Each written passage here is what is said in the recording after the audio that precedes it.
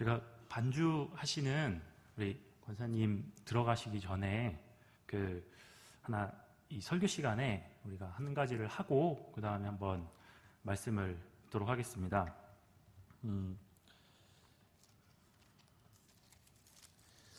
오늘 제가 하고자 하는 게 이 송영에 관한 부분에 대해서 우리가 한번 찬송을 1장부터 한번 7장까지 저희가 한번 불러보겠습니다. 송영 찬송가, 새 찬송가 편집되어 있을 때 송영이라고 하는 주제는요 1장부터 7장까지 있고요. 그리고 제가 오늘 예배 시간에 부를 찬송이 8, 9, 10으로 연결됩니다. 왜 그런지 한번 우리가 송영을 부르고 한번 해보겠습니다. 한번 권사님 1장부터 7장까지 저희가 한번 불러보겠습니다. 네, 같이 함께 우리 찬양 드리시겠습니다. 1장부터.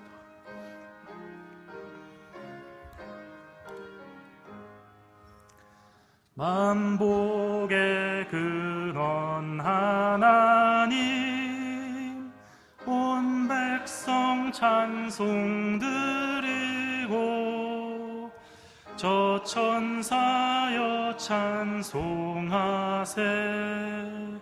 찬송 성부 성자 성령 아멘.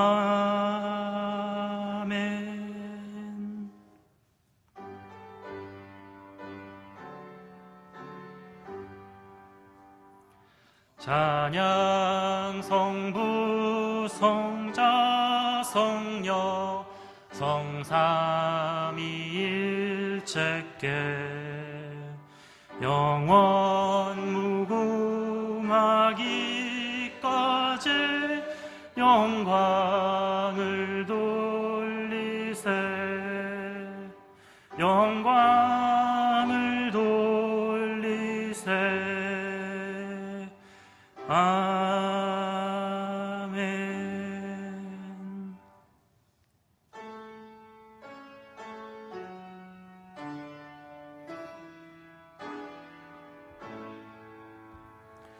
성부 성자와 성령 찬송과 영광 돌려보내세. 대초로 지금까지 또 영원 무궁토록 성삼위께 영광 영광 아멘.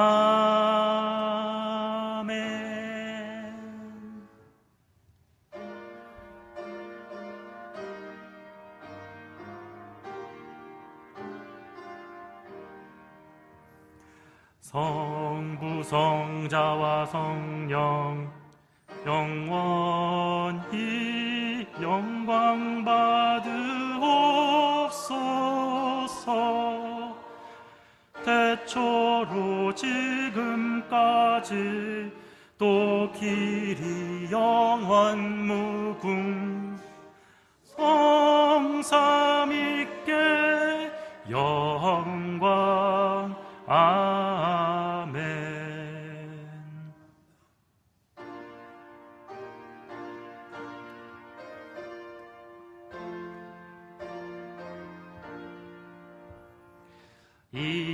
이천지간 만물들아 복 주시는 주 여호와 전능 성부 성자 성령 찬송하고 찬송하세. 아멘.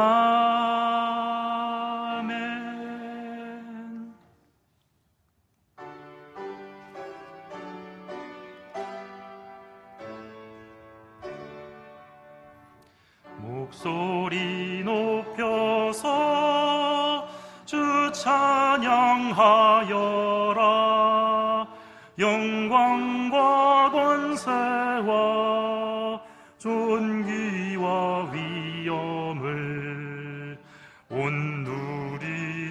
다스리시는 만왕의 왕께 돌려라. 아멘.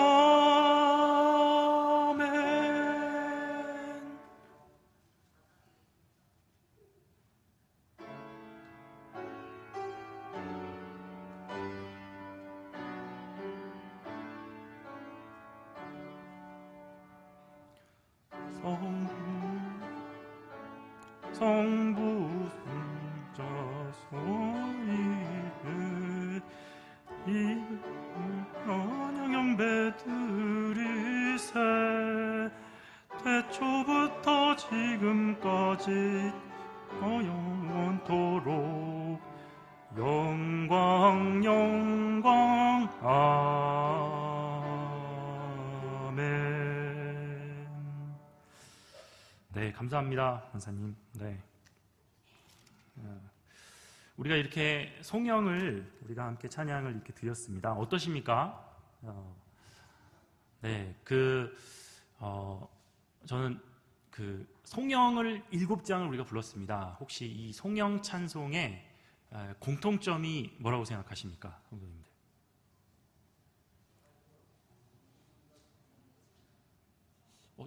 저쪽에서 답을 말씀하신 것 같은데, 성령 찬양에는 반드시 삼위일체 하나님이 다 들어가 계십니다. 네, 그것이 다른 찬양과 차이점입니다. 그럼 송영 찬양이 다른 찬송가와 차이점이 좀 뭘까요? 네, 맞습니다. 되게 어려운 것 같지만 한 절만 있습니다. 네, 그리고 혹시 성도님들 송영 불러서 예배가 빨리 끝났나 보다 이렇게 생각하시는 분들이 교회에 있을 텐데 그건 아니고요. 그리고 이 찬송가의 편집 순서를 한번 보십시오. 송영이 제일 먼저 나옵니다. 그리고 그리고 나서 바로 이제 경배, 그리고 찬양 이렇게 나오고 주일로 이렇게 넘어갑니다. 그리고 제목 분류에 바로 이게 큰 카테고리로 예배입니다. 예배. 그리고 나서 무엇이 나옵니까? 바로 삼위일체 하나님의 순서대로 성부가 나오고요, 성자가 나오고요, 그리고 성령이 나옵니다. 삼위일체 하나님이 나옵니다. 그리고 성경, 그다음 교회, 그리고 성례, 그다음 천국, 그다음 구원이 나옵니다. 그리고 대다수 우리가 많이 부르는 290장부터 494장까지가 바로 그리스도의 삶에 관한 문제가 나옵니다. 그리고 이제 전도와 선교, 행사, 예식, 경배와 찬양, 그리고 마지막에 다시 영창과 기도송으로 나옵니다. 바로 찬송가의 배치도 이렇게 되어 있습니다. 제가 이 송영에 관한 찬양을 이제 준비하면서 그래도 이어서 바로 찬양을 편집이 되어 있는 8장, 9장, 10장이 그래도 다른 찬양에 나오는 것과 다르게 삼위일체 하나님이 다 들어가 있는 찬양이 바로 8장, 9장, 10장입니다. 그래서 조금만 이제 지나가 보셔도 성삼위일체를 다 4절 가사, 5절, 3절에 언급 안 하는 찬송가들이 이제 나옵니다. 하지만 이 송영은 반드시 삼위일체 하나님께 이라는 그 말이 다 들어가 있습니다. 그것이 차이점입니다. 그러면 이게 왜 맨 앞에 찬송가에 있고, 그리고 잘 쓰지 않는 이 송영이라는 말, 그리고 그 후에 그렇고 왜 다음에 그렇게 된 것일까요? 그리고 이 송영이 우리에게 어떠한 의미를 주고 어떠한 부분을 얘기를 할까요? 우선은 송영이 1장부터 7장까지 있는데 항상 모든 찬송가와 우리의 정통주의 이제 개신교는 항상 모든 것이 말씀을 기반으로 합니다. 그래서 찬송가도 말씀을 기반으로 지어졌는데 이 1장부터 7장까지를 보시면 어떤 성경을 주로 기반으로 이 송영이 지어졌는 걸 알게 되십니까? 나와 있는데요. 바로 가장 이제 유명한 이제 찬송하면 딱 떠오르는 가장 중요한 성경이 바로 시편, 그리고 바로 오늘 우리가 말씀을 나눌 요한계시록, 이 두 군데서 지금 다 송영을 기반하는 찬양이 들어있다는 것입니다. 제가 오늘 이제 19장을 설교를 하려고 합니다. 제가 이제 4장까지 하고 이제 8장이 남았습니다. 지금 점점 시간이 지나가면 갈수록 마음이 너무너무 떨립니다. 이 천년왕국을 향해서 지금 가고 있어서 저의 모든 하나님이 주신 그 학업과 성령이 주시는 지혜를 다 연구해야만 그 천년왕국으로 갈 수 있습니다. 시간 관계상 제가 16장부터 15, 16, 17, 18장은 제가 금요기도회 때 강해를 하겠고요. 그리고 그 후반부인 이제 19장부터 이제 성경의 제일 마지막인 요한계시록 22장까지는 이제 주일 오후 예배에 강해를 하도록 하겠습니다. 그래서 제가 지난 시간 14장을 설교하고 지금 19장으로 건너뛴 배경이 여기에 있습니다. 선생님들 성경이 항상 시작하는 곳은 어딘지를 잘 아시죠? 근데 성경의 마지막 장은 몇 장 몇 절입니까? 하고 제가 대답하면 어떻게 금방 나오십니까? 이 시계, 이게 제가 설명해서 잠깐 말씀드렸지만 마지막 장은 그렇게 생각을 잘 못하십니다. 간단하게 제가 외우는 걸 말씀드리면 시작은 1장 1절이 아닙니까? 거기서 1을 중간에 넣으셔서 22 빼기 1은 21이다 라고 생각을 하셔서 요한계시록 22장 21절이 제일 성경의 마지막 장절입니다. 그래서 항상 뭐 얘기하실 때 창세기 1장 1절부터 요한계시록 22장 21절까지 이렇게 성경이 이렇게 있으신 겁니다. 그럼 이 19장 제가 이렇게 설교를 해야겠다라고 했는데 딱 보니까 19장 1, 2절이 또 이렇게 송영이 되어 있는 것입니다. 항상 지금까지 계속해서 많이 나와서 언젠가 이 송영에 대해서 설교를 해야지 했는데 이제 이 19장에 나와 있는 송영이 이제 들어쓰기를 한 송영의 마지막 장인 것입니다. 그러니까 이제는 얘기를 해야 되는 것입니다. 자, 우리가 한번 오늘 찬송도 불렀는데요. 그 요한계시록의 송영을 같이 함께 한번 읽어보겠습니다. 자, 요한계시록 1장부터 한번 가보겠습니다. 물론 들어쓰기를 안 한 송영 부분도 있습니다. 하지만 들어쓰기를 한 그 부분들만 우리가 함께 읽어보겠습니다. 바로 4장 8절에서 제일 먼저 시작을 합니다. 제가 영광교회 와서 참 놀라고 존경스러운 부분들은 뭐냐면 한영 성경을 보고 계신 장년분들이 많다는 겁니다. 그리고 적기도 하시고요. 그리고 예배 마치면 그때 언급했던 성경이 어디시죠? 라고 물어보기도 하시고요. 그래서 저는 그러한 부분은 너무너무 제가 사랑하는 영광교회의 그러한 부분들입니다. 제가 노회 활동을 하고 그러면 많은 분들이 얘기를 하십니다. 영광교회를 거쳐간 너무나도 훌륭한 목사님들이 많았다. 항상 그 얘기를 들으면서 노회와 총회에서 있고 어른분들이 저희 영광교회 교육자입니다. 그러면 내가 거기 뭐 있었고 거기도 훌륭한 분들이 많았지. 항상 그 말씀을 많이 하시는데요. 그분들께서 너무너무 잘 성도님들을 가르치셔서 더 이런 부분들을 잘 하시는 것 같습니다. 한번 4장 8절 읽어보겠습니다. 제가 왜 영한을 얘기를 드리냐면 만약에 NIV 성경을 같이 가지고 계시다면요. 한글 성경은 들어쓰기가 되어 있지만 영어 성경은 바로 한 줄을 띄웁니다. 한 줄을 띄우고 중간체로 해가지고 시작이 됩니다. 예를 들면 지금 4장 8절이 영어로는 한 줄 띄고 홀리 홀리 홀리로 시작하면 거기가 바로 다 송영입니다. 한번 4장 8절부터 4장 8절 송영 부분만 읽어보겠습니다. 거룩하다로 시작하는 시작. 거룩하다 거룩하다 거룩하다 주 하나님 곧 전능하시니요 전에도 계셨고 이제도 계시고 장차 오실 이시라. 그리고 11절에 우리 주부터 읽어보겠습니다. 시작. 우리 주 하나님이여 영광과 존귀와 권능을 받으시는 것이 합당하오니 주께서 만물을 지으신지라 만물이 주의 뜻대로 있었고 또 지으심을 받았나이다. 이제 5장 9절에 나옵니다. 두루마리를부터 시작을 합니다. 읽겠습니다. 시작. 두루마리를 가지시고 그 임봉을 떼기에 합당하시도다. 일찍이 죽임을 당하사 각 족속과 방언과 백성과 나라 가운데에서 사람들을 피로 사서 하나님께 드리시고 그들로 우리 하나님 앞에서 나라와 제사장들을 삼으셨으니 그들이 땅에서 왕노릇 하리로다. 12절 죽임을 당하신으로 시작합니다. 시작. 죽임을 당하신 어린 양은 능력과 부와 지혜와 힘과 존귀와 영광과 찬송을 받으시기에 합당하도다. 13절 보좌에 하겠습니다. 보좌에 앉으신 이와 어린 양에게 찬송과 존귀와 영광과 권능을 세세토록 돌릴지어다. 이제 지나가서 바로 7장 10절에 이제 다시금 나옵니다. 7장 10절 구원하심이 읽겠습니다. 구원하심이 보좌에 앉으신 우리 하나님과 어린 양에게 있도다. 12절 아멘. 아멘. 찬송과 영광과 지혜와 감사와 존귀와 권능과 힘이 우리 하나님께 세세토록 있을지어다. 아멘. 이제 그렇게 나오고 나서 뒤로 쭉 진행을 하십니다. 그리고 나서 11장 17절에 감사하옵나니로 시작을 합니다. 함께 읽겠습니다.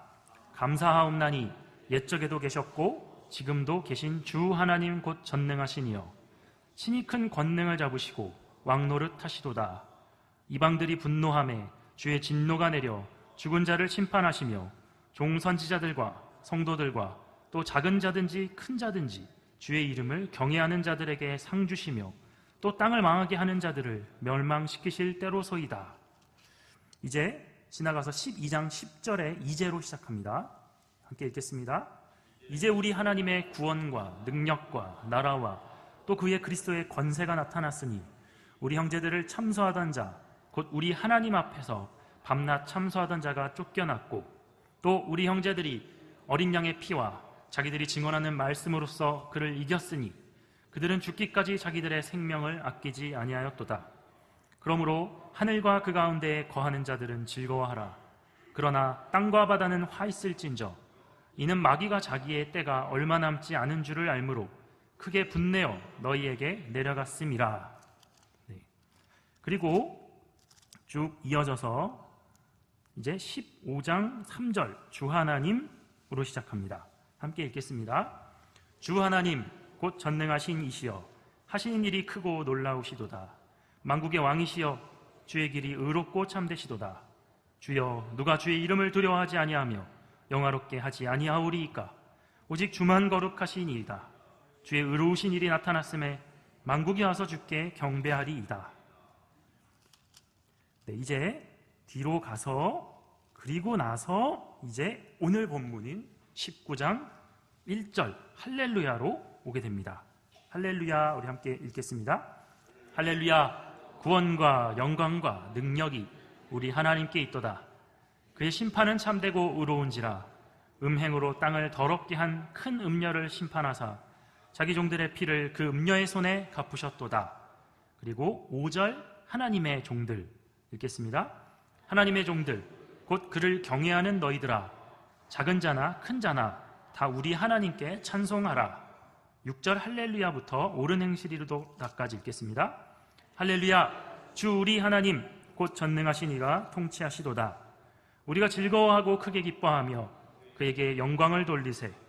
어린 양의 혼인기약이 이르렀고 그의 아내가 자신을 준비하였으므로 그에게 빛나고 깨끗한 세마포 옷을 입도록 허락하셨으니 이 세마포 옷은 성도들의 옳은 행실이로다. 이렇게 요한계시록의 그 들어쓰기를 한 성경 부분이 이렇게 됩니다. 오늘 이제 우리가 이 19장 1, 2절을 보게 됩니다. 이 요한계시록의 그 여러 가지 그 대접심판, 인심판, 나팔심판이 있지만 중간중간에 이렇게 계속해서 송영이 들어가 있습니다. 왜 그럴까요? 이런 부분에 대해서 우리가 궁금증을 가져야 되는데요. 많은 이야기가 요한계시록에 있습니다. 때로는 갑자기 안 보다가 처음 보면 이게 되게 무슨 얘기지? 끔찍한 이야기인 것 같고 그런 이야기 속에 사실은 너무나도 놀라운 찬양들이 중간중간에 들어있고 그리고 이게 왜 성경의 마지막 책일까라는 생각들을 또한 우리가 하게 됩니다. 대체 이건 무슨 이야기야? 그리고 저희들의 마음 가운데 사실 시편을 읽거나 아니면 요한계시록의 이런 부분을 읽거나 또 오늘 바울 전도의 주간 예배인데요. 바울 서신에 엄청나게 많은 그러한 부분에 바울이 갑자기 이야기를 하다가 찬송하리로다 우리 주 하나님이여 뭐 영광이 영원토록 있을지어다 하는 부분이 너무너무 많습니다. 우리가 나중에 한번 그런 부분들을 보게 될 텐데요. 왜 그런 부분들이 있을까요? 그리고 왠지 우리는 이런 성경을 이렇게 보면 뭐 당연한 이야기지 뭐 그냥 그렇게 막 이렇게 하나보다, 왜냐하면 이게 성경이니까 우리는 그런 생각을 갖기 쉽습니다. 교회에서 송영을 들을 때도 뭔가 송영은 그냥 반주로 뭔가 깔아주는 건가 보다. 그리고 예배를 마치면 또 반주로 뭔가 좀 묵상하면서 이렇게 기도하면서 이제 마치나 보다. 이런 생각들을 하게 됩니다. 그래서 뭔가 좀 배경으로 깔리는 듯한, 그리고 성경에도 이런 거 들어가면 추임새인 듯한 그런 느낌이 듭니다. 그리고 이런 것들을 보면 뭐 이게 그냥 사실 나에게 너무 뭔가 교훈되는 이야기는 아닌 얘기가 들어있네. 그리고 뭐 그런 부분은 그냥 넘어갑니다. 그렇게 우리는 성경의 송영 부분과 찬송을 드릴 때 송영 부분도 그렇게 생각을 합니다. 하지만 이 송영 부분은 너무너무 중요합니다. 하나님의 말씀이 어떻게 한 글자라도 우리에게 무의미한 부분이 있겠습니까? 제가 이제 14장을 설교하고 19장으로 넘어왔지만 사실 이 송영이 일어나기 전에 17, 18장에서 지금 하나님께서 이제 계속해서 우리의 인생 가운데, 또한 종말의 역사 가운데 우리를 괴롭혀온 그 큰 음녀에 대한 심판을, 또한 계속해서 그 구약에서 뭐 호세야, 또 이사야, 예레미야에서 맨날 얘기하던 그 뭐 바벨론이 어쨌다, 바벨론이 어쨌다, 뭐 바벨론이 어쨌다, 그 바벨론이 이제 무너진다라고 예언을 하신 다음에 19장 1, 2절에 송영이 나오는 것입니다. 그러니까 이 부분은 어떠한 많은 이야기와 그러한 일들 다음에 송영이 이렇게 나오는 것입니다. 그러니까 이것은 우리가 그것들을 경험하고 본, 아니면 또 그 역사 가운데 있는 많은 사람들이 그 일 다음에 이 행동을 바로 취하게 된 것입니다. 우리가 예배 가운데 설교를 듣지만 찬양도 합니다. 이 송영이라는 부분이 조금 더 이제 확대되어져 간다면 찬양으로 될 수 있고 경배로도 될 수 있고 또한 여러 가지 간증도 될 수 있고 감탄도 될 수 있고 또한 시편도 될 수 있습니다. 그런 부분으로 확장되어 넘어갑니다. 오늘 말씀을 먼저 우리가 하나하나를 좀 본 후에 한번 우리가 보겠는데요. 바로 이 19장 1, 2절이 나오기 전에 지금 바벨론에 대한 심판을 지금 여기서 하늘의 허다한 한 무리가 먼저 찬양을 합니다. 그리고 5절의 송영은 바로 24장로와 내생물이 찬양을 합니다. 우선은 먼저 하늘의 허다한 무리가 1, 2절을 찬양을 하는 것입니다. 이 앞에 있는 큰 성 바벨론이 드디어 하나님의 심판을 받게 되었다는 얘기를 듣고 즐거워하면서 이 찬양을 드리는 것입니다. 우리가 너무나도 많이 얘기하지만 할렐루야, 호산나 이러한 명칭들, 또 우리가 항상 설교를 듣기 전에 성가대의 찬양을 듣기도 하고 또 항상 찬송을 듣고 말씀을 듣고 또 찬송을 합니다. 우리는 더 나아간다면 왜 찬양이 있는가에 대해서 우리는 궁금해해야 됩니다. 찬양, 찬송은 왜 있는 것일까? 그리고 이것은 우리의 신앙생활 가운데 어떠한 역할을 할까로까지 넘어가는 중요한 부분입니다.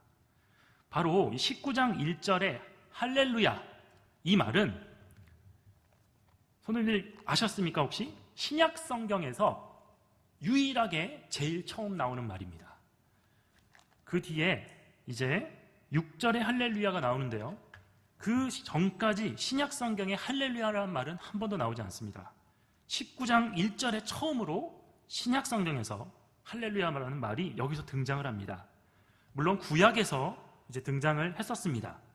바로 드디어 이 우리가 너무나도 잘 아는 이 할렐루야라는 그런 표현까지 나올 정도로 19장 1절에서 이러한 일들이 하늘의 허다한 큰 무리가 드디어 이 표현을 하면서 지금 이야기를 하고 있는 것입니다. 할렐루야 뜻이 무엇입니까? 우리가 뭐 일상적으로 막 이젠 되어버리고 그랬지만 바로 주를 찬양할지어다, 지금 이런 뜻입니다. 그러니까 드디어 이 역사 가운데 계속해서 하나님의 방해하던 그 바벨론의 세력이 드디어 심판받을 것에 기뻐하면서 이 찬양을 하는 것입니다. 이것은 드디어 이제 역사가 끝나간다는 이야기입니다. 그리고 하나님의 말씀을 신실하게 지키며 악의 세력들에게 인내하며 또 끝끝내 왔던, 때로는 순교당하고 또한 그런 방해로 피를 흘리고 죽임당했던 성도들이 부르는 표현과 감탄인 것입니다. 그래서 이 기쁨과 찬송 가운데 점점 이제 많은 사람들이 합류를 하게 됩니다. 그것이 바로 1절에서 8절의 중심되는 바로 단어가 바로 이 할렐루야입니다. 할렐루야. 그래서 이 큰 성 바벨론의 멸망을 이제 이 19장 1절에서 8절의 이 찬양으로 결론을 짓고 있는 것입니다. 자, 이것은 재밌게도 우리가 이 앞에 장을 강의를 안 하고 넘어왔는데 18장 9절에서 19절을 한번 보시면요, 여기에서는 지금 9절을 한번 읽어보겠습니다. 18장 9절 함께 읽겠습니다. 그와 함께 음행하고 사치하던 땅의 왕들이 그가 불타는 연기를 보고 위하여 울고 가슴을 치며, 지금 이 세상을 쫓아갔던 사람들의 그 한탄과 아쉬움과 그것과 대비를 시킵니다. 지금 18장에서는 세상이 멸망하니까 그렇게 사단에게 또한 취해 있던 그 사람들이 안타까워하고 있는 그 애가와 지금 아주 대비를 시키면서 19장 1절에서 5절에 찬양이 있고요, 잠깐 한 절이 대비되는 말씀이 있습니다. 18장 20절입니다. 18장 20절을 함께 읽겠습니다. 하늘과 성도들과 사도들과 선지자들아, 그로 말미암아 즐거워하라. 하나님이 너희를 위하여 그에게 심판을 행하셨음이라 하더라. 바로 많은 세상 사람들이 슬퍼하는데 여기에서 드디어 사도와 선지자들과 성도들아, 즐거워 기뻐하라. 심판이 행하셨다 하면서 그 말씀이 나옵니다. 그러니까 이것들을 대조를 시키면서 하나님을 쫓아갔던 사람과 세상, 사탄, 용을 쫓아갔던 사람을 대조를 시키고 있습니다. 우리가 또한 재밌게 볼 것은요, 우리가 7장을 한번 보겠습니다. 7장, 요한계시록 7장입니다. 7장 10절입니다.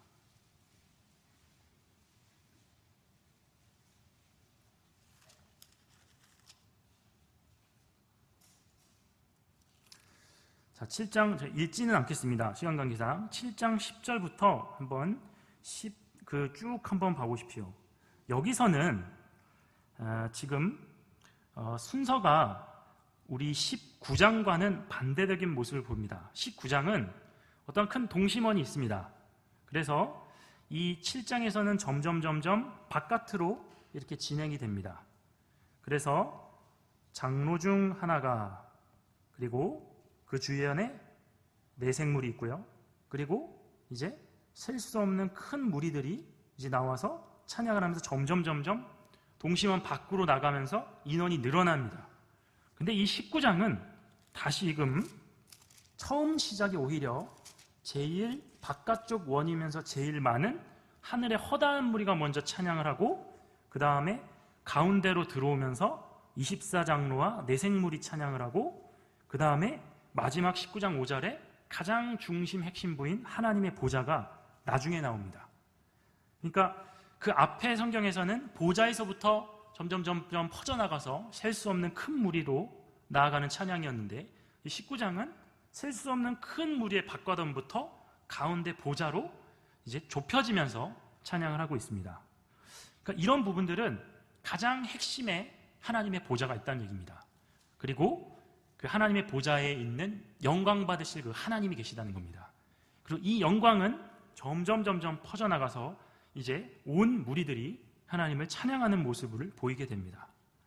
그러니까 우리는 이걸 통해서 찬양과 찬송의 대상이 누구인지, 또 어떻게 해야 되는지, 또 왜 하며, 찬양은 무엇이며, 누가 하며, 그 역할은 무엇인지를 우리는 생각할 수 있습니다.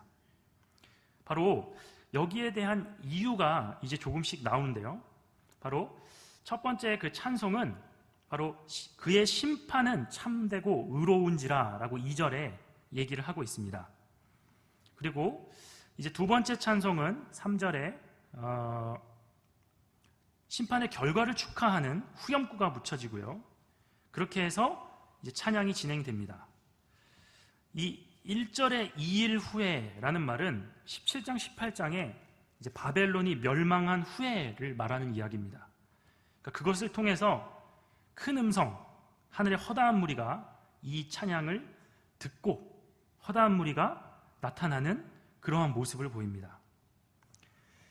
그래서 이 구원하심을 찬송하는 것, 그리고 또한 중요한 이 앞에 말씀인 피에 대한 하나님의 복수를, 이 두 가지를 또한 찬양을 하고 있는 것입니다.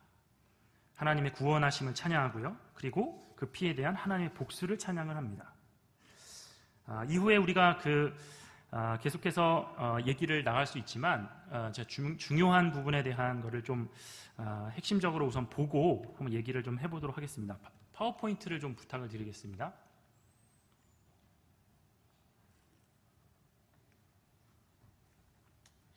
우리가 송영을 한번 정의적으로 보고 또한 다음 오후 예배 때 더 본문을 깊이 들어가 보겠는데요. 송영의 그런 사전적 의미는 시가를 외워서 그 뜻을 새기면서 나지막이 읊음을 송영이라고 하는 것입니다. 이것은 사실 역사적으로 참 중요한 부분이 있는데 제가 파워포인트에 넣지 않았습니다. 당시 초대교회 때 많은 이단들이 있었습니다. 그리고 성도님들 지금 보시는 은평구에 와서도 참 놀라지만 가장 사람들이 많이 다는 길목에 꼭 이제는 축허전도로 유명한 그 여호와의 증인이 꼭 있습니다. 그래서 이제는 간판을 세워놓고 조를 짜서 아마 두 분씩 이렇게 서 계신 것 같습니다. 몰몬교, 여호와의 증인, 또 많은 이단들이 사실은 그 삼위일체론에 대한 잘못된 점을 갖고 있는 이단들입니다. 그래서 정통 기독교를 믿고 있는 사람들은 항상 이 송영을 넣었습니다. 그래서 무엇을 할 때마다 마지막에 성부, 성자, 성령, 영혼께 영광 돌리네 하면서 읊기도 하고 항상 그 부분을 꼭 넣으면서 저는 삼위일체를 믿습니다를 표현하면서 다녔습니다. 왜냐하면 워낙 다른 사람들이 삼위일체를 믿지 않는 이단들이 많았기 때문에 정통 기독교를 믿고 있는 분들이 저는 성부, 성자, 성령 하나님을 믿습니다. 아니면 무슨 예식을 할 때 성부, 성자, 성령 하나님께 영광 돌릴지어다 아멘 하면 그런 추임새를 꼭 넣으면서 찬양의 앞과 뒤나 마지막 뒤에 꼭 그걸 넣어서 나는 삼위일체를 믿고 있는 정통 기독교인입니다를 꼭 표현하는 걸 사용하기 위해서 고대에는 그걸 넣습니다.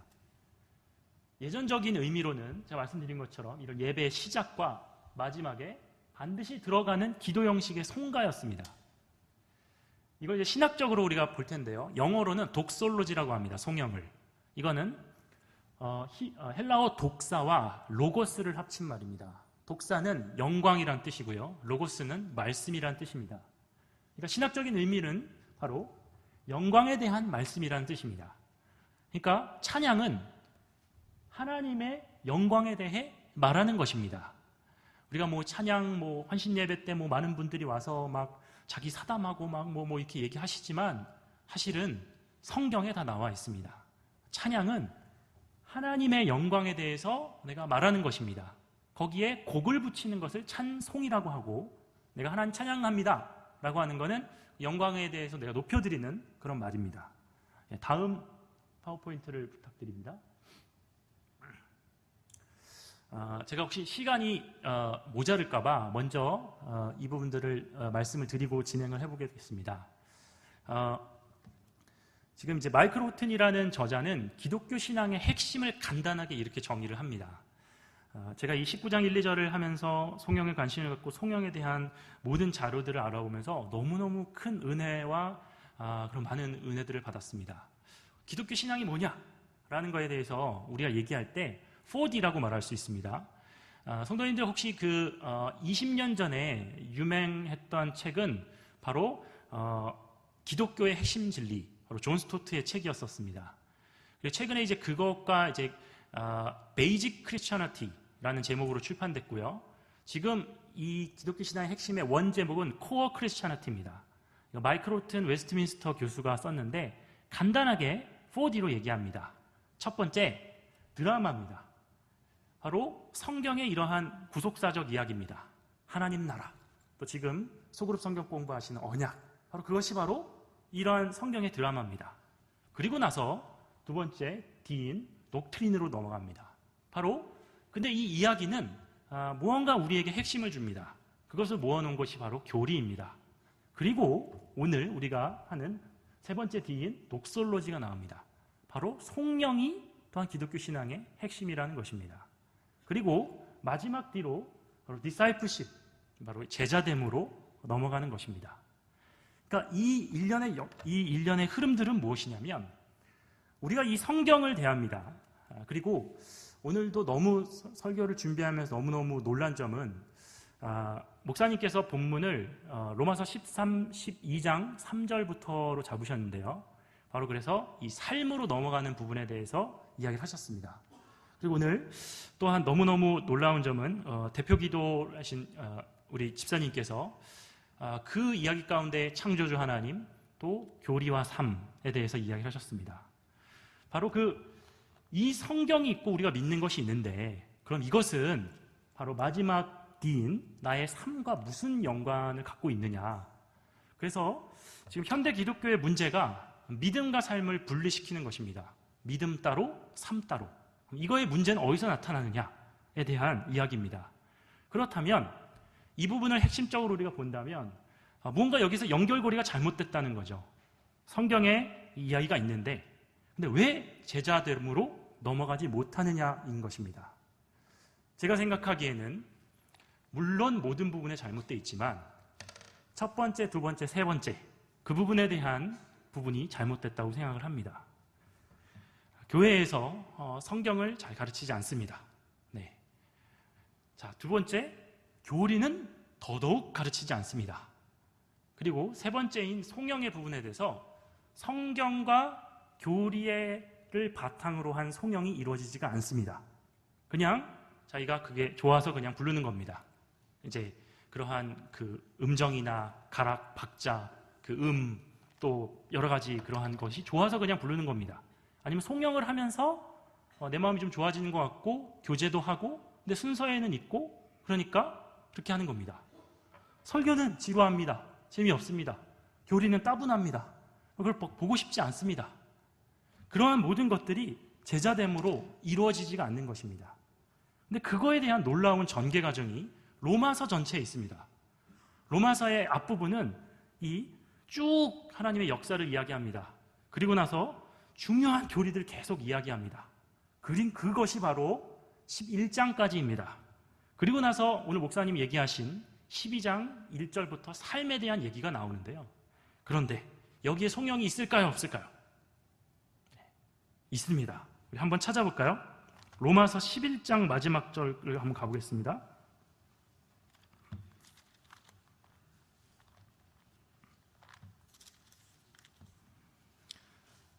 로마서 11장 33절부터 36절입니다. 바울이 뭐라 막 얘기하고 이제 자기가 은혜 받아서 얘기를 합니다. 혹시 영어 성경을 같이 갖고 계신 분은 33절 위에 뭐라고 쓰여져 있습니까? 독솔로지라고 쓰여져 있습니다. 자기가 송영을 하고 그 다음에 이제 12장부터 그럼 삶은 어때야 되냐를 얘기를 하고 있는 것입니다. 우리 한번 33절부터 36절을 함께 특히 우리 바울 전도의 분들은 더 크게 함께 한번 읽어보겠습니다. 시작. 깊도다 하나님의 지혜와 지식의 풍성하며 그의 판단은 헤아리지 못할 것이며 그의 길은 찾지 못할 것이로다. 누가 주의 마음을 알았느냐? 누가 그의 모사가 되었느냐? 누가 주께 먼저 드려서 갚으심을 받겠느냐? 이는 만물이 주에게서 나오고 주로 말미암고 주에게로 돌아감이라. 그에게 영광이 세세에 있을지어다. 아멘. 하고 이 성경의 이야기를 압축한 교리의 내용을 쭉 얘기하면서 자기가 안 이 하나님, 이 예수 그리스도 삼위일체 하나님, 그 하나님을 꾸는 자기가 영광을 돌리는 겁니다. 그러고 나서 12장이 나옵니다. 이 얘기는 우리에게 무엇을 얘기합니까? 제가 이제 영광교회에서 3년째 있으면서 여러 가지 이야기들을 이제 듣습니다. 구원의 확신이 없다. 아니면 또 왜 이렇게 힘들지? 하나님 믿는 게 왜 힘들까? 지친다.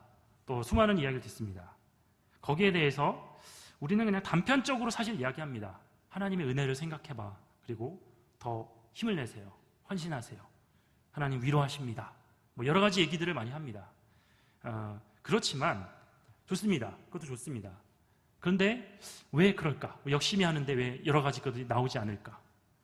중요한 부분들은 우리가 이 성경에 대한 교리를 우리가 제대로 잘 이야기하고 전하고 있지 않고, 또 그 교리가 우리 한 분 한 분들의 성도님들의 가슴과 머리와 그것 가운데 정말 이 깊은 찬탄과 감사의 성령으로 나오지가 않는 것입니다. 그 부분은 교리를 몰라서 그런 것입니다. 그럼 또 교리 타령이냐 뭐 하면서 그럴 수 있겠지만, 그럼 그 교리는 너무 복잡한 딱딱한 이야기라고 칩시다. 그러면 이 성경에 깊이 있는 하나님의 그 은혜를 몰라서 그런 것입니다. 다음 PPT 사진을 좀 보여주십시오. 이것은 제가 사형리를 전할 때 뒤에 있던 많은 그림입니다. 꼭 한 번씩은 이 그림을 보셨을 겁니다. 이게 지금 그림이 뭡니까? 사실과 믿음과 감정인 기관차와 연료차와 객차가 있습니다. 저도 사형리로 전도를 많이 할 때 이제 영접 기도문 막 하고 와 됐다 하고 막, 사실 이 부분은 막 줄줄줄줄줄 막 읽었습니다. 막 그리고 등록하시죠. 막 근데 영접 기도문 한 것만으로도 감사했습니다. 그리고 나서는 막 이 부분을 읽지 않았습니다. 그런데 신앙생활을 계속하면서 얼마나 이 부분이 중요한지를 제가 참 부끄럽고 어리석게도 신학교를 이제 졸업하고 이제 목사부 생을 살아가는 지금 정말 깊이 깨닫습니다. 이 부분은 무엇이냐면 객차가 기관차를 끌 수가 없는 사진입니다. 당연하죠. 객차로는 기관차를 끌 수가 없습니다. 또한 객차로는 연료차도 끌 수가 없습니다. 우리는 믿습니다. 그리고 여러 가지들 나 왜 이렇게 힘들지? 너무 뭐 우울해요. 너무 재미없어요. 뭐 아니면 너무 힘들어요. 별로 믿기지가 않아요. 그리고 뭐 수많은 이야기를 합니다. 지쳐요. 그리고 너무 시험 들었어요. 뭐 수많은 이야기를 교회 안에서 합니다. 그것들은 다 감정입니다. 감정. 그리고 내 감정이 바뀌었으면 좋겠습니다. 그리고 내 감정이 바뀌면 교회 생활이 너무 즐거워요. 그 교회 되게 좋아요. 그리고 목사님 설교가 되게 좋은 것 같아요. 모든 판단 기준이 감정에가 있습니다. 근데 감정이 사실 모든 이 현대사회는 맨 기관차로 막 앞에 있습니다. 감정으로 막 끌라고 합니다. 감정으로. 근데 믿기지가 않아요. 감정이 또 사그라들죠.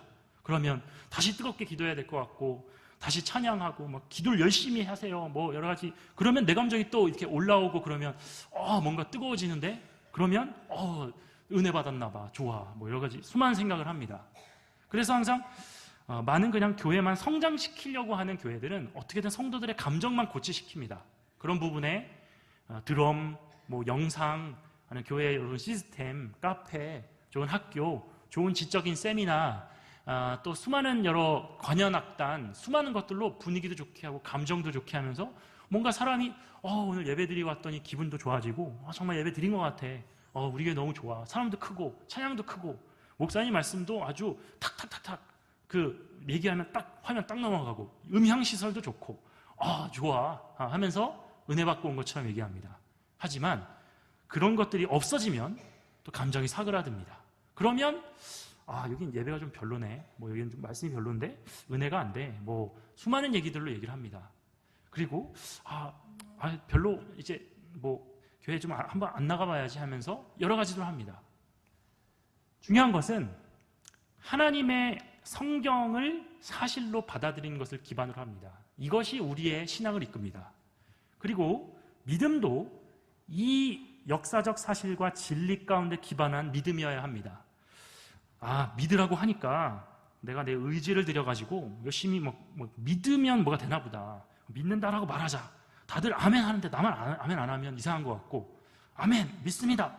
뭐 믿으십니까? 그럼 거기서 잘 안 믿기는데요. 이렇게 말할 수는 없으니까 믿습니다. 뭐 이렇게 말하면서 하지만 혼자 있고 또 여러 가지 감정들이 심어졌을 때는 좀 안 믿기는데 이게 말이 돼?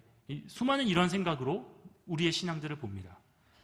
중요한 것은 이 성경의 사실들에 대해서 많이 연구하고 알고 그것들을 계속해서 받아들이는 것입니다. 보고 공부하고 이 모든 것들은 나에게서 나올 수가 없습니다. 계속 그 PPT 사진을 좀 띄워주시길 부탁을 드리겠습니다. 제가 약간 철학적인 얘기를 하겠습니다. 우리 안수 집사님께서 창조주 하나님이라고 처음에 시작하면서 기도를 하셨습니다. 정말 그렇게 기도를 시작하시는 집사님도 정말 오래간만이었습니다. 창조주 하나님이시기 때문에 저희는 피조물입니다. 여기에서 신앙이 출발한다고 말씀을 드렸습니다. 이것은 뭐냐면 우리가 우리 안에서 믿음과 구원을 만들어낼 수가 없습니다. 우리의 이성, 경험, 느낌, 감정, 우리의 추리로 이 하나님의 세계를 이해할 수가 없습니다. 왜냐하면 우리는 피조물이기 때문입니다. 죄로 말미암아 우리의 이성과 또 우리의 그 모든 작동되는 그 기전들은 망가져 버렸습니다. 이것들은 외부에서 옵니다. 외부. 이것을 바로 계시 의존 사상이라고 합니다. 외부에서 오는 그거를 통해서 우리는 믿음을 갖습니다. 이 말씀을 잘 아시죠? 믿음은 들음으로 말미암아 나느니라. 그러니까 들어야지만 믿음이 생기는 것입니다. 그러면 말씀을 들어야 합니다. 그래야 믿음이 생깁니다. 그러면 감정이 따라옵니다. 그런데 말씀을 듣지는 않고 제가 생각을 합니다. 개인이 그냥 생각을 합니다. 그래놓고 나는 왜 믿음이 없지? 그리고 내 감정은 왜 이러지라고 생각을 하는 겁니다. 그리고 말씀을 들을 때 잘 듣지도 않습니다. 에휴, 저거는 저렇게 하는 말이지. 저거 그러겠어? 라고 하면서 듣지도 않습니다. 제가 왜 이런 부분들에 대해서 잘 알고 이번 부분들에 대해서 얘기를 해드리려고 많이 노력을 하냐면 저도 대학을 졸업하고 8년 동안 직장 생활을 했습니다. 그리고 나서 신학교를 갔는데 8년 동안 저도 그런 생각을 아주 많이 했습니다. 저도 교회를 오면 이제 점점 아시는다시피 막 청년 생활 막 이렇게 하고 또 예수님을 믿어 수많은 일들을 했습니다. 그리고 많은 기적과 기적들을 체험했습니다. 그리고 정말 간증할 게 너무너무 많습니다. 그리고 나서 졸업을 했는데 직장 들어가고 그렇게 생활하면서 조금씩 제 안에 그런 감정들은 사그라들고 또 그런 공동체도 없어졌습니다. 교회 생활만 하는데 점점 따분해지고 또 시간이 지나가면 갈수록 이제 우러러보던 담임 목사님을 조금씩 점점 알게 됐습니다. 담임 목사님의 설교를 몇 년씩 계속 듣다 보니까 담임 목사님 설교가 좀 이상한 것도 많이 발견하게 됩니다. 좀 똑같이 얘기하시는데 또 맨날 미국 얘기하시고 또 맨날 서두에 왜 이렇게 장로님 칭찬을 하시지? 여러 가지. 그러면서 제 뒤에서 저도 이제 직장 생활하면서 영업을 하고 보험 한번 이야기를 들어보십시오. 얼마나 설명을 잘합니까? 그리고 어디 세미나 강연 얼마나 많습니까? 요즘 각 지역마다 인문학대학, 시민대학 여러 가지 하면서 또 공부하는 사람은 얼마나 재밌게 잘하고 TV를 보십시오. 인문학 강의 하면서 강의도 재밌게 하고 영상도 쓰고 지루한 겁니다. 이제 설교가. 그리고 우리 교회는 뭐도 없는 것 같고 내가 말해도 저거보단 더 잘하겠다. 뒤에서도 저건 저렇게 하는 거잖아. 저렇게밖에 말 못하나? 진짜 따분하고 재미없네. 저도 그런 생각을 하며 청년 시절을 보냈습니다. 그리고 제가 이제 신앙서적 읽으면서 이게 더 은혜가 되네. 예배 드리면서 그냥 앉아 있는 거지. 똑같이 그렇게 생각을 해왔습니다. 그렇게 생각하며 점점 이제 믿음이 사라져가고 하는데 뭔가 다른 교회랑 비교도 하고 우리 왜 이런 것도 없지? 뭐가 뜨겁지도 않지? 찬양은 왜 이러지? 설교는 좀 더 이어폰도 쓰고 탁탁 보여주면서 재밌게 이렇게 하면 안 되나? 그런 생각을 하면서 여기까지 온 것입니다. 점점 제 안에 제 생각이 싹텄던 거죠. 기독교 신앙은 이렇게 표현을 하고 있습니다. 기독교 신앙은 직관적이다. 그러나 신앙은 직접적인 것이 아니다. 이 말은 무엇이냐면 기독교 신앙은 추리적 이론을 거쳐서 얻은 결과인 확신이 아니라는 겁니다. 내가 생각해서 맞아, 타당하고 맞는 것 같아. 그래, 맞아, 저렇게 하는 게 맞지. 그러면 맞아. 저건 내가 수용하겠어. 저건 수용하지 않고. 그렇게 내가 내 경험과 지식과 여러 경험을 통해서 생각한 게 아니라 즉시 영혼에게 오는 확신을 의미한다. 그러니까 신앙은 인간 자신의 통찰에 근거해서 저건 참돼, 글로라고 하는 게 아니라 다른 사람, 곧 외부에 오는 하나님의 이 계시, 자기를 나타내시는 이 자기를 증거를 친히 자기가 스스로가 하는 증거의 권위에 근거해서 나타나는 것이라는 겁니다. 그러니까 이런 부분에 대한 먼저 자각이 있으셔야 됩니다. 내 안에서 믿음과 감정과 신앙이 나올 수가 없어. 구원의 확신이. 외부에서 오는 이 계시에 의존해야 해. 그런데 이러한 부분은 우리가 중요시 여기는 이 송영은 또한 우리의 신조와 신앙 고백과 연결이 됩니다. 아까 교리에서 이제 그 송영으로 나온다고 했습니다. 우리가 왜 이 교리에 대한 관심이 없을까요? 이거에 대한 현대적 이유를 한번 찾아보겠습니다. 다음 화면 부탁드립니다. 우선 표준 문서들이 이렇게 되어 있습니다. 성도님들, 저는 죄송한데 이렇게 있는지도 몰랐었습니다. 신학교에서 여러 가지 공부를 하고 그렇게 하지만 세부적으로 몰랐었습니다. 그리고 저는 합동측교회에서 서리집사까지 자랐는데 웨스터민스터의 외자도 들어본 적이 없습니다. 우리 목사님께서 웨스트민스터 소요리 문답을 강해하시고 하이델베르그도 하고 계시는데 너무 감사합니다. 이런 것들에 대한 우리가 역사적 배경과 혹시 대요리 문답 들어보셨습니까? 1절이라도 쉽지 않습니다. 그리고 왜 장로님들은 무슨 역할을 하는지, 또 우리의 예배는 어떠해야 되는지에 대해서 들어보셨습니까? 이런 것들이 우리가 알아야 되는, 우리가 믿고 있는 바라는 얘기입니다. 왜 이런 부분들에 관심이 없을까요? 다음 화면 부탁드리겠습니다. 이러한 과거적인 거에 대해서 경시하는 이유가 이렇게 얘기를 하고 있습니다. 쭉 이유를 하나씩 기술을 해드리겠습니다. 먼저 과학을 한번 보시죠. 우선 과학이 이것들을 방해를 합니다. 과학은 현재는 우선 과거보다 나을 거야 라는 생각을 합니다. 그리고 또 미래는 현재보다 나을 거야 라는 전제가 과학적 이런 사고방식입니다. 이게 바로 어떤 철학적 생각을 갖게 되냐면, 과학은 현재보다 저게 오타네요. 과거는입니다. 과학은 아니고, 과거는 현재보다 열등할 거라는 철학적 편견을 갖게 합니다. 하도 지금 옛날보다 훨씬 좋아졌지 않습니까? 냉장고, 자동차. 그러니까 과거의 이 신조와 신앙 고백은 뭔가 열등할 거라는 생각이 이 과학주의에 사로잡힌 우리들에게 그런 생각을 갖게 됩니다. 두 번째 이유입니다. 다음 기술입니다. 예전에는 항상 부모님께 그러한 농사기술이나 여러 가지 것들을 배웠습니다.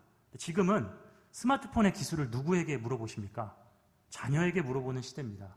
그러니까 이 빠르고도 끊임없이 변화하는 기술이 세상은 나이 든 사람이 젊은 사람에게 의존해야 된다는 것을 어떻게 전제로 하는 풍토를 만듭니다. 항상 자녀가 이거 글씨가 너무 작은데 이거 어떡하냐 뭐 물어봐야 되고, 예전에는 부모가 가르쳐줬는데 이제는 젊은 사람한테 물어봐야 됩니다. 이런 기술이 또한 뭔가 옛날 것은 좀 부족한 것 같아요 생각하게 합니다. 다음입니다. 소비지생주의가 가장 중요한 부분입니다. 물질과 소유에 지나치게 집착함으로 그것들을 삶의 의미와 가치를 매기게 하는 시대에 우리는 살아가고 있습니다. 그래서 소비지상주의는 단순히 물질에 집착하게 할 뿐만 아니라 물질을 끊임없이 획득하려는 욕구를 불러일으킵니다. 더. 그래서 현재에는 없지만 미래에 획득할 수 있는 무언가로 내 삶을 채울 수 있다는 생각을 그렇게 갖게 합니다. 예를 들면 광고가 이렇습니다. 지금 당신이 가지고 있는 것은 당신을 충분하게 행복하지 못한다. 이걸 사라. 이걸 가져라. 행복해질 거다. 계속 이 광고를 들으면서 우리는 삽니다. 그러니까 우리의 마음속에 우리는 뭔가를 더 가져야 우리는 될 것 같아. 그리고 계속해서 쇼핑을 가거나 뭘 하면 소비자는 왕이야라는 생각으로 살아가게 만듭니다. 이것들은 교회에 와서도 내가 여기 성도고 등록하고 했는데 나에게 좀 맞춰줘야지. 왜 이렇게 안 맞춰줘? 그리고 지금 아이도 많고 이런데 이거 좀 맞춰줘야지. 왜 교회가 안 맞춰줘? 이런 생각을 갖게 합니다. 네, 다음입니다.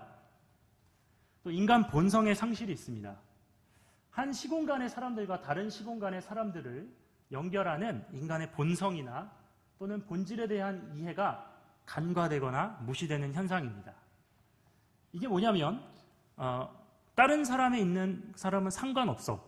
그리고 옛날 사람? 나랑 상관없어. 이겁니다.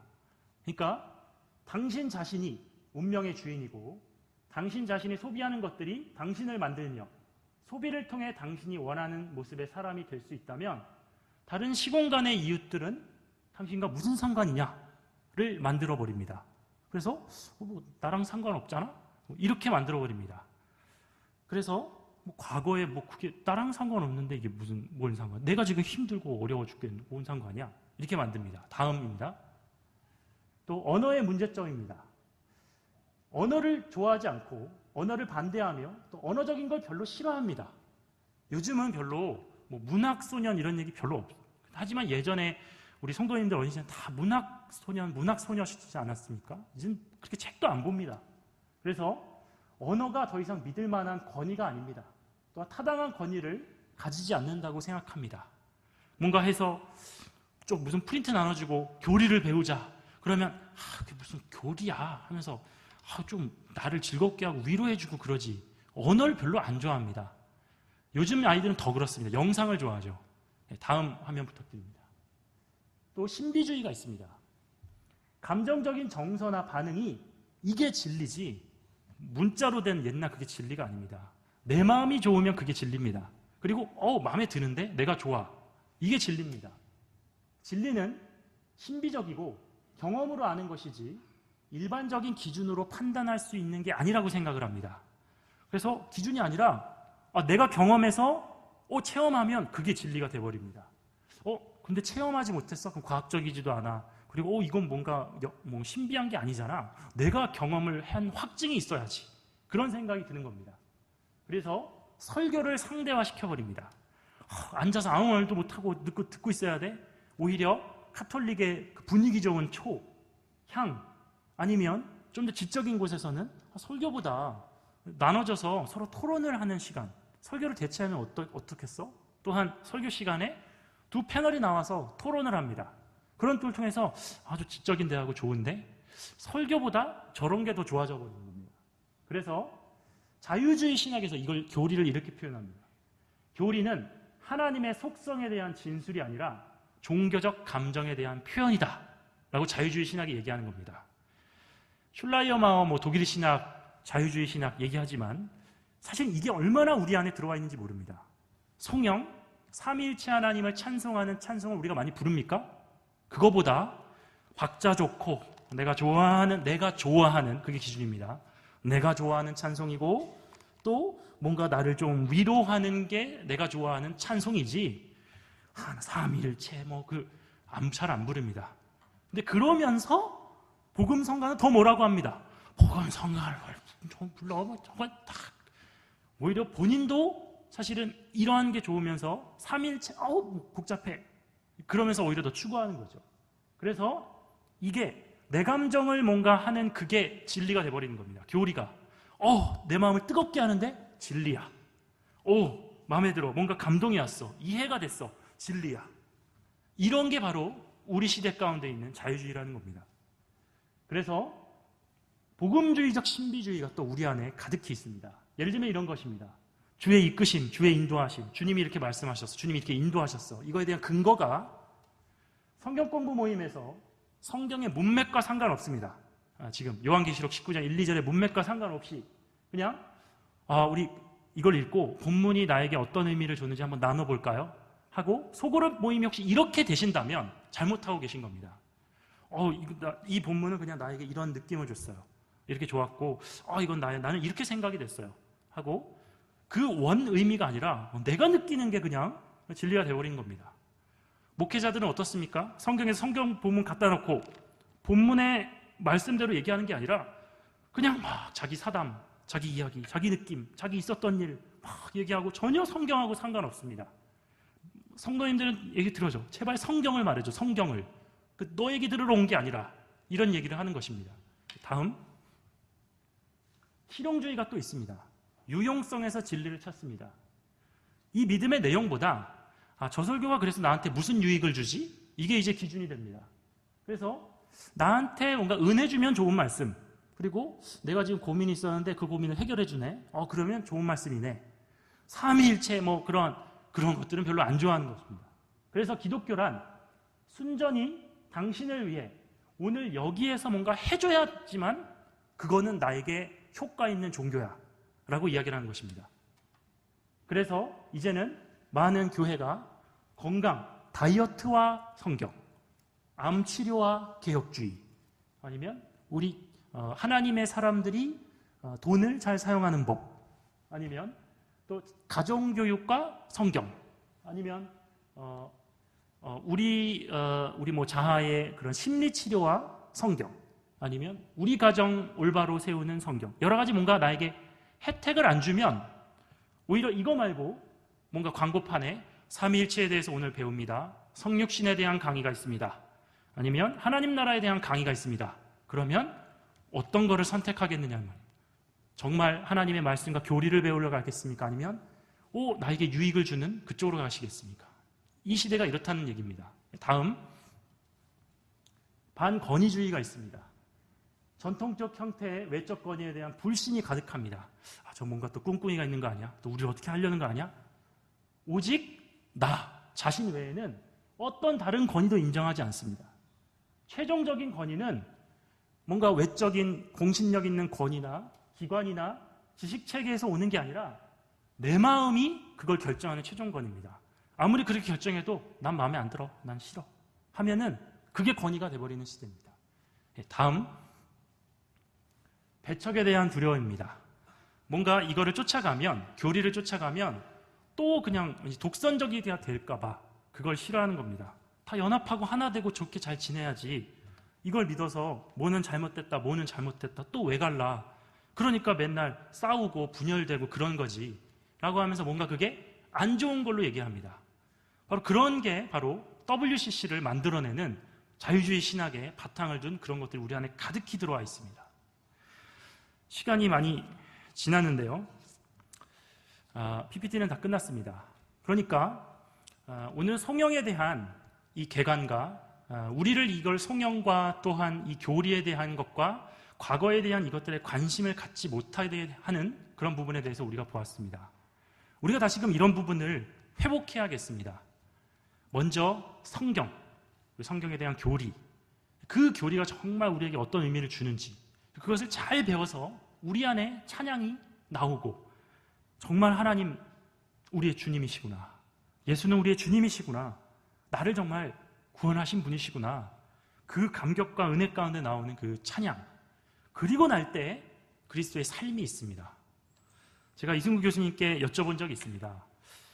교수님, 성도들의 삶이 성경적이지 않아서 삶을 계속 강조해야 될 것 같은데요. 이렇게 살아야 됩니다. 이렇게 살아야 됩니다.